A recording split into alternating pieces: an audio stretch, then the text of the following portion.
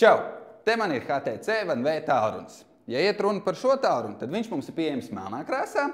Un, ja iet runa par viņa iespējām, tad šis tālrunis ir aprīkots ar visām nepieciešamajām vietālruņa funkcijām un pat vēl vairāk. Plus, ar savu kvalitatīvo alumīnija korpusu tas eleganti izskatās, ir plāns un viegls. Noteikti ir vērts pieminēt tā ekrānu, gan vizuālo kvalitāti, gan teicamo skārējumu jutību. Tāpēc rakstīšana un aplikācija izmantošana ar to ir ērta un patīkama. Mūzikas cienītāji novērtēs to, ka pateicoties Beats audio tehnoloģijai, šim telefonam ir ļoti laba skaņas kvalitāte.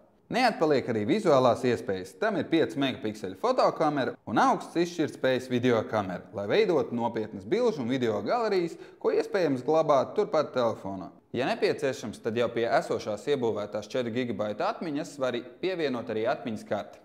Arī aplikācija iespējas tam ir neierobežotas. Pamēģini, piemēram, Shazam mūzikas atpazīšanas aplikāciju. Ja sadzirdi dziesmu, kuras nosaukumu tu nezini, vienkārši atver šo aplikāciju un noskaidro. Pamēģini, piemēram, atrast šādu melodiju.